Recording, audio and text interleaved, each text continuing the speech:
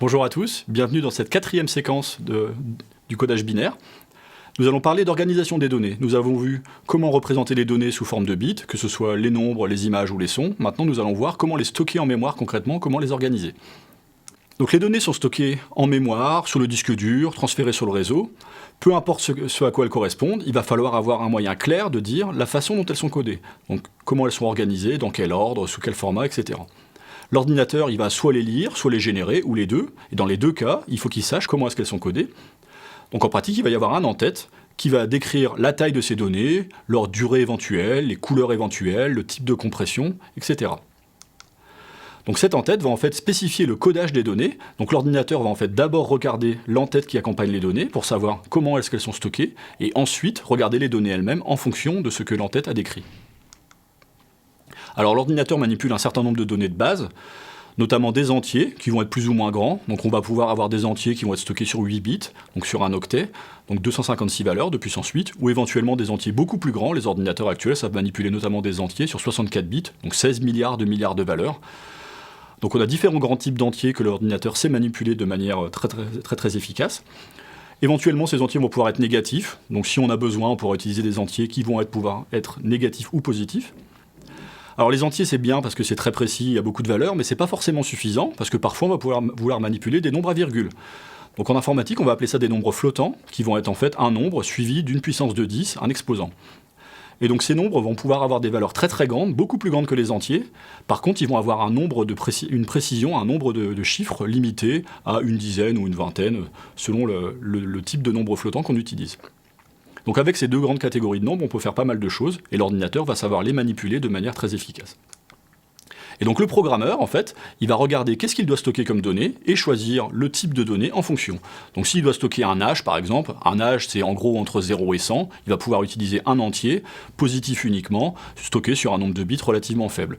Si par contre il doit stocker une température, bah là il va plutôt prendre un nombre flottant, avec une précision pas très grande, puisque la température, a priori, on n'a pas besoin de la faire varier sur des plages de valeurs très grandes. Pour un niveau de grille, comme on l'a vu tout à l'heure, ça sera plutôt 8 bits, donc des entiers assez petits. Alors après, évidemment, on va manipuler des données plus complexes que simplement des nombres comme ça. Donc par exemple, parfois on veut stocker une date. Donc une date, c'est composé de 3 nombres qui sont le numéro du jour, le numéro du mois et le numéro de l'année.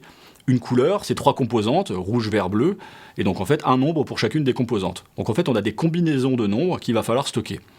Donc ça, on va appeler ça des tuples, ou éventuellement en informatique des structures ou des enregistrements. Et donc on va dire simplement qu'un tuple, c'est en fait composé de 3 entiers ici, donc le jour, le mois, l'année, ou la quantité de rouge, la quantité de vert, la quantité de bleu.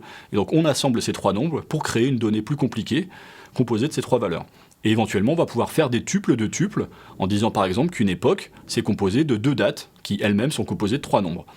Ou une image, c'est composé de pixels, qui sont composés de 3 couleurs. Donc on va pouvoir assembler des nombres pour créer des données plus compliquées. Alors ensuite, les tuples c'est pratique parce que ça permet d'assembler les nombres, mais parfois on ne sait pas à l'avance combien de nombres on va vouloir assembler.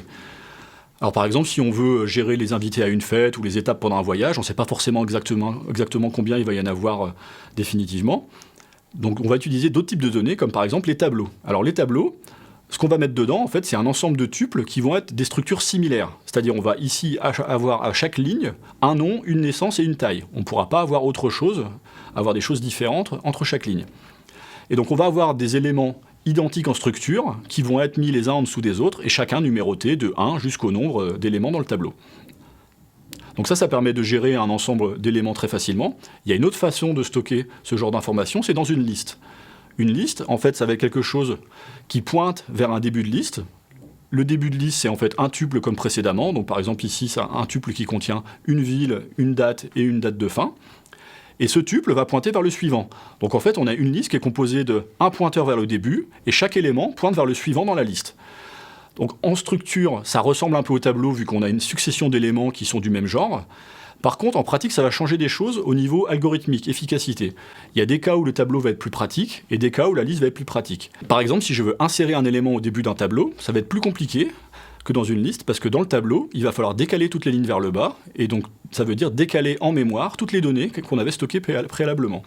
Insérer dans une liste, En fait, on ne va pas du tout décaler les éléments, on va simplement créer un élément dans la mémoire de l'ordinateur et dire maintenant le début de la liste, c'est cet élément, et cet élément pointe vers l'ancien début de la liste.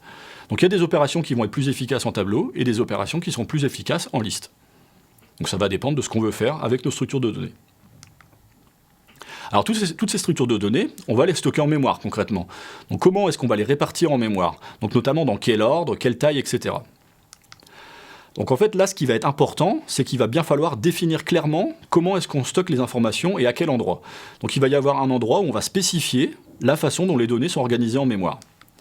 Donc ça va être le programmeur qui va le faire lorsqu'il va écrire son programme. Il va décider au début, je vais stocker par exemple mes lignes de mon tableau en disant d'abord je stocke le nom de la personne, ensuite son âge et ensuite sa taille. Ou éventuellement dans un ordre différent. Mais en tout cas, il faut qu'il le définisse clairement au début du programme pour que tout le programme puisse reconnaître les informations quand il va y accéder. On ne peut pas changer la spécification au milieu du programme. Quand on va enregistrer des choses dans un fichier, on va avoir le même problème. Il va falloir qu'un programme génère le fichier en respectant la spécification pour que les autres puissent la comprendre. Donc ça, c'est par exemple ce qu'on appelle un fichier ouvert, un format de fichier ouvert.